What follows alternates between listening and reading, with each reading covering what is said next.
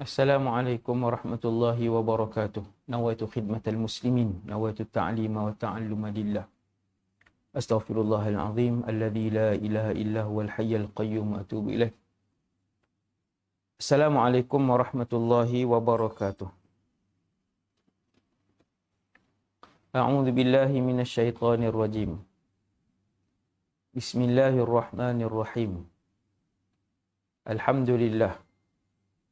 Wa afdalus salati wa atammu taslim ala Rasulillah wa ala alihi wa sahbihi wa man walah wa la hawla wa la quwwata illa billah. Wa la hawla wa la quwwata illa billah wa la hawla wa la quwwata illa billah.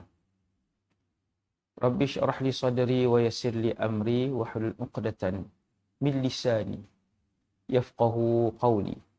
Allahumma hdi qalbi wa saddid lisani bihaqqi sayyidina Muhammadin sallallahu alaihi wasallam. Radina billahi rabba, kami semua redha Allah Tuhan kami. Wa bil islami dina, kami redha Islam cara hidup kami. Wa bi Muhammadin rasulah sallallahu alaihi wasallam, dan kami redha bahawa Muhammad sallallahu alaihi wasallam seorang rasul. Subhanallah wa bihamdihi adada khalqihi wa ridha nafsihi wa zinata arsyihi wa midada kalimatihi. Tuan-tuan bacalah 3 kali sendiri.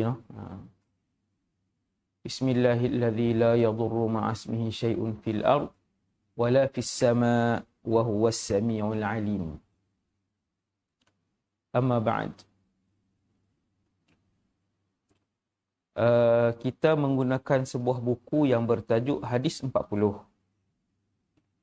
Tentang amalan yang mudah namun pahalanya melimpah ruah. Itu tajuk buku. Karangan Dr. Iyadah Ibn Ayyub Al-Kubaisi hafizahullah, dan terjemahan Al-Syaikh Hairun Nizam bin Husain hafizahullah. Kita dah sampai pada hadis yang ke-29, alhamdulillah. Pada muka surat 118. Allahumma inna nas'aluka ilman nafi'a. Wahai Allah, kurniakanlah kepada kami ilmu dengan hidayah, iaitu ilmu yang bermanfaat.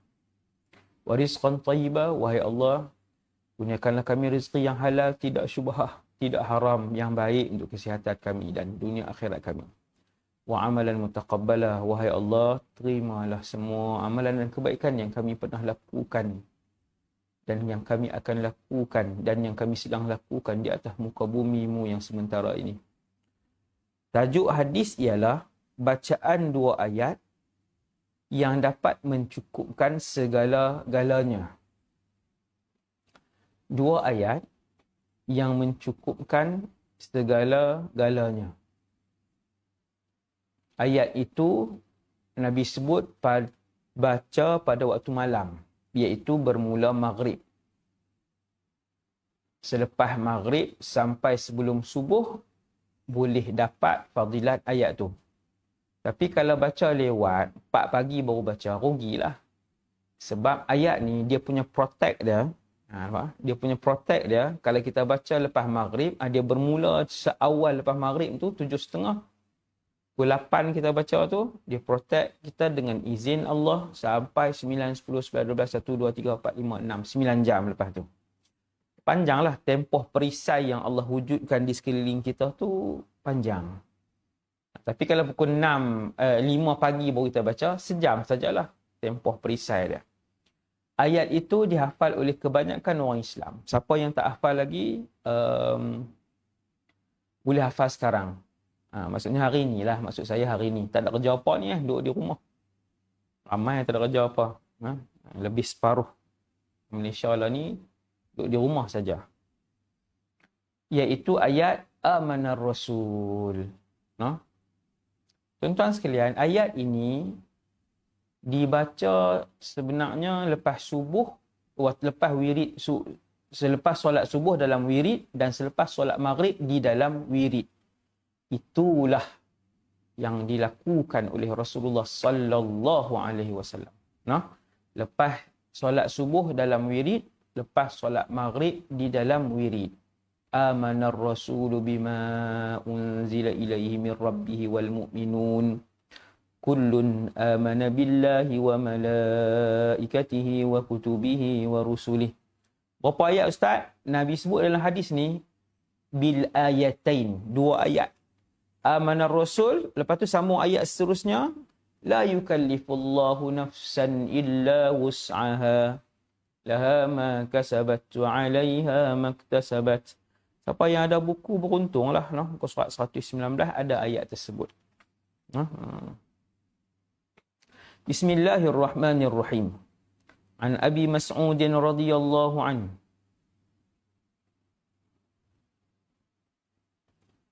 قال النبي صلى الله عليه وسلم من قرأ بالآيتين من آخر سورة البقرة في ليلة كفتاه رواه البخاري. Terjemahan hadis daripada Abu Mas'ud radhiyallahu anhu, beliau berkata, Rasulullah sallallahu alaihi wasallam bersabda, barang siapa yang membaca 2 ayat daripada akhir surah Baqarah, ayat terakhir surah Baqarah, di dalam satu malam, nescaya 2 ayat itu telah mencukupkannya. 2 ayat itu telah mencukupkannya.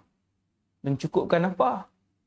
Kata para ulama, bila Nabi umumkan begitu, mencukupkan rezeki dia, mencukupkan keselamatan dia, mencukupkan penjagaan dan perlindungan dia daripada jin, syaitan dan sihir dan kejahatan manusia. Kejahatan jin dan manusia, mencukupkan semua. Sebab Nabi kata kafatah. Macam kita sembang dengan orang lah, kita kata, ni, hampir jumpa dia selesai lah. Bahasa selesai. Selesai apa? Ni hampir jumpa dia, minta tolong dengan dia, selesai. Kan? Nabi nak bagi tahu bahawa 2 ayat ini ayat yang hebat dengan izin Allah, dengan kehendak Allah Subhanahu Wa Taala. Nah. Jadi tuan-tuan yang dirahmati Allah sekalian, siapa-siapa yang selama hidup ini belum pernah mengamalkan sunnah Nabi ini, sekarang, sekarang ni 9:12 ni, sekarang ni, beramal lah. Sekali habis je kita baca ni, tuan-tuan terus beramal. Dengan niat, wahai Allah, aku dapat ilmu, aku terus nak beramal. Betul minta dengan Allah Ta'ala supaya Allah Ta'ala sentiasa bagi hidayah untuk mengamalkan ilmu yang kita dapat. Baru dia jadi ilmu yang bermanfaat. Kalau tidak, dia ilmu yang tidak bermanfaat seperti ilmu iblis yang sangat alim. Iblis yang sangat alim, tetapi sedikit pun ilmu itu tidak memandu beliau ke arah mendapatkan redha Allah di akhir hidup beliau. Wal'iyadzubillah. Wal'iyadzubillah. Jadi tuan-tuan sekalian, ayat ni Nabi sebut baca malam lepas sembahyang maghrib dalam wirid. Kalau waktu lain pun boleh. Maksudnya pukul 9 malam boleh, 10 malam boleh, 11 malam boleh, 1 pagi boleh. Dan kalau kita jaga pukul 5 pagi, kita teringat, oi, semalam tak amal lagi sunnah ni. Tuan-tuan jangan hanya semata-mata niat untuk dapat dia punya fadilat saja. Lebih besar daripada tu ialah niat untuk dapat redha Allah. Amal sunnah Nabi ni untuk dapat redha Allah. Yang tu lebih besar. Yang tu lebih besar dan dia punya kesan dalam kehidupan lebih tajam dan lebih laju. Percayalah tuan-tuan. Bila kita letak satu benda yang kita buat sebab nak dapat redha Allah, ia lebih laju, lebih berkesan, lebih aman, lebih tenang, lebih bahagia, lebih cepat sampai kepada Allah. Kerana Allah. Sampai satu tahap, tuan-tuan buat benda, tuan-tuan tak tengok dah fadilat. Allahu Akbar.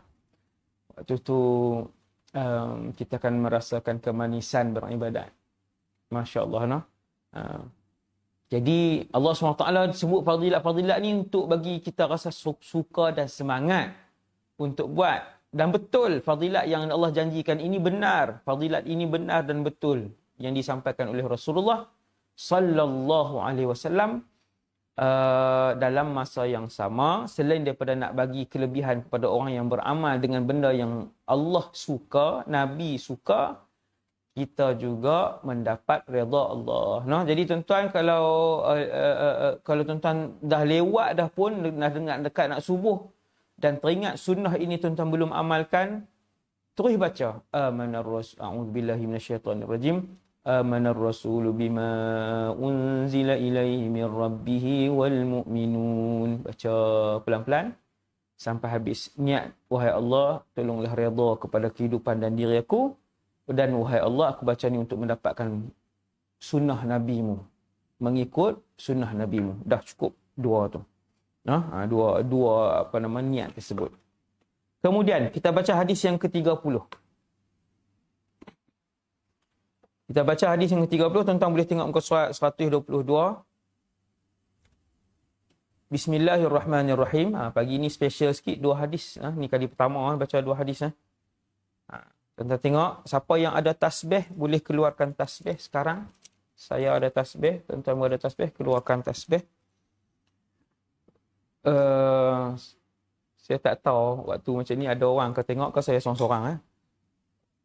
Hadis yang ke-30.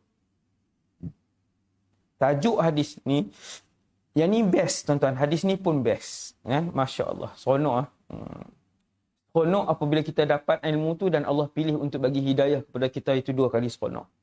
Sebab tu apabila tuan-tuan dapat melakukan satu-satu ibadah, puji Allah.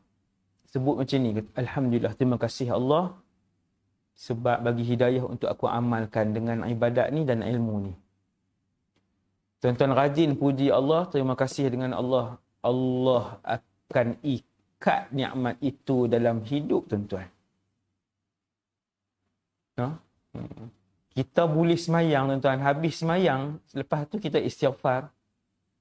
Dalam masa yang sama kita kata alhamdulillah, terima kasih wahai Allah atas nikmat iman dan nikmat boleh beribadah kepada kamu. Sekali je, lintas sekali je, cukup.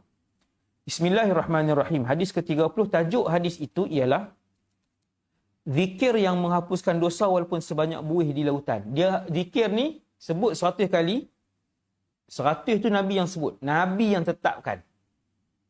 Kalau 90 dia tak dapat fadilat zikir ni, 101 tak dapat. 100. Sebab Nabi spesifikkan angka tersebut. Tuan-tuan, Nabi spesifikkan angka itu daripada Rasulullah. Yang ni dia tak boleh mereka-mereka. Kita tak boleh habaq kat orang buat 36 boleh kot. Kot Tok Guru tak boleh. Dia tak macam solat duha. Kalau Tok Guru tu dia ada anak murid, dia akan suruh kamu buat 2 aja. Kamu jangan buat banyak. Atau ada sebab boleh. Tu ikut kan Tok Guru tu. Dia seorang yang anak murid dia kata kamu dah kena buat 6 kan.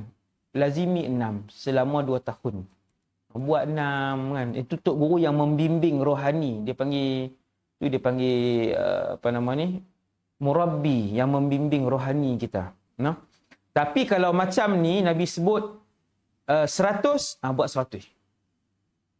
Kalau Nabi sebut subhanallah lepas solat 33, alhamdulillah 33, Allahu akbar 33, dia tak boleh 37. Walaupun Tok Guru tu sebut 37, buat yang macam Nabi sebut juga 33. Dia tak boleh ubah yang Nabi spesifikkan. Ada benda lah yang Nabi spesifikkan, kata para ulama, kalau kita kurang pun tak dapat fadilat yang dijanjikan, kita lebihkan pun tak dapat fadilat yang dijanjikan. Kalau zikir dalam rokok, boleh tak lebihkan? Boleh. Kita boleh baca 3 kali, subhana rabbiyal azim wa bihamdihi. Boleh baca 3 kali, boleh baca 5 kali, boleh baca 7 kali, boleh baca 9. Tak masalah, boleh baca 11. Boleh baca 13. Kalau kita semayang seorang. Dia ada banyak peraturan-peraturan dia. Semayang seorang, semayang imam, tak boleh melewatkan kepada makmum. Ada benda yang boleh tambah, ada benda tak boleh tambah, tak boleh ubah. Sebab tu kena ikut panduan para ulama Ahlus Sunnah wal Jamaah yang membimbing kita berapa ribu tahun, 1000 berapa ratus tahun ni, ikut panduan mereka ni. Jangan ikut yang keliru yang selalu saya duk sebut tu. Ada satu kumpulan tu yang duk selalu bid'ahkan orang, haramkan amalan orang, sedangkan para ulama kita yang ajak kan. Kita pun heran, kenapa haram? Ulama pun buat. Kan, ulama lain buat. Jadi ikut ulama Ahlus Sunnah yang ramai ni, yang majoriti ni, yang sangat ramai, lebih 95% adalah ulama kita Ahlus Sunnah wal Jamaah. Bismillahirrahmanirrahim. Zikir yang menghapuskan dosa walaupun sebanyak buih di lautan. An Abi Hurairah radhiyallahu anhu anna Rasulullah sallallahu alaihi wasallam qala man qala subhanallahi wa bihamdihi fi yaumin mi'ata marratin huttat khatayahu wa in kanat mithla zabadil bahr. Rawahul Bukhari. Daripada Abu Hurairah, manusia yang paling banyak meriwayatkan hadis di atas muka bumi Allah. Abu Hurairah. Boleh tak nambah nama anak Abu Hurairah? Boleh. Kalau anak besar-besar dah, cucu Abu Hurairah nama kan. Boleh. Barakah. InsyaAllah. InsyaAllah barakah nama tersebut. Rasulullah SAW bersabda, barang siapa telah menyebutkan subhanallah bihamdihi, maha suci Allah, dan segala puji bagi Allah, 100 kali pada waktu siang, maksudnya sehari 100 kali, nescaya dipadamkan kesilapan dan dosanya, sekalipun dosanya seperti buih di lautan. Tuan-tuan yang dirahmati Allah, buih di lautan ni dia tak ada nombor. Tuan-tuan sebut, kalau Ustaz, kalau dosa kita 89 bilion, dia ada lebih pada tu lagi. Sebab bila Nabi sebut buih di lautan, dia tak ada nombor. Maksudnya bilangan yang terlalu banyak pun Allah Ta'ala tetap ampunkan. Amalan kecil, pahalanya melimpah ruah. Tuan-tuan, dalam kitab ni semua ni rahsia-rahsia besar yang sepatutnya orang Islam tahu. Sepatutnya orang Islam tahu tentang zikir ini. Orang Islam patutnya pakat amalah dengan zikir ini, tuan-tuan. Rugi. Sebab apa? Kita tengok yang terakhir untuk pagi ni, kita baca pengajaran yang keempat, muka surat 124. Guru kami Fadilatul Syekh Yusri bin Rushdil Husainil Hasani, sewaktu menghuraikan hadis ini, berpesan kepada kami. Kami ini penterjemah kitab ni lah, Syekh Harun Nizam. Agar jangan sesekali kita memandang remeh dan hina dan melakukan kejahatan kepada sesiapa sahaja Muslim walaupun dia jahat orangnya. Kerana walau jahat sebagaimanapun dia tidak akan melakukan dosa setiap hari sebanyak buih di lautan. Maka apabila dia melakukan saja solat 5 fardu 5 kali, dia sudah bersih daripada dosa-dosanya. Jangan pandang hina kat orang. Kita orang baik, sekali dia buat salah, kita buang terus dia. Sebab apa? Sebab orang baik ni dia putih, satu titik hitam tu nampak sangat lah. Nampak sangat. Satu je titik hitam. Nampak sangat. Kita buang terus dia. Kita tak ingat dah segala kebaikan yang dia buat. Ribu kebaikan yang dia buat dalam hidup kita. Ribu kebaikan. Itulah fitrah manusia. Satu dosa membuatkan kita terus pandang hina. Kita buang orang tu daripada timbangan kita. Yang tu, itu sangat salah lah, tuan-tuan. Sangat salah. Kerana kita tak tahu ending dia macam mana, ending kita macam mana. Belum kita ketahui. Tegak kena tegak. Tetapi untuk menghina dia, tidak dibenarkan oleh Islam sekali-kali. Jadi, sekadar tu dulu insya-Allah. Kita akan sambung hadis ke-31 nanti malam ni insya-Allah, kalau tak ada apa-apa. Semoga Allah Ta'ala bagi kepada kita, saya semua, tuan-tuan semua yang mendengar pada pagi ini, ilmu yang bermanfaat. InsyaAllah semoga Allah Ta'ala redha kita, ampunkan dosa kita dan seluruh ahli keluarga kita. Wa sallallahu ala sayyidina Muhammad wa ala alihi wasallam. Subhanakallahumma bihamdik, asyhadu an la ilaha illa ant, astaghfiruka wa atubu ilaik. Assalamualaikum warahmatullahi wabarakatuh.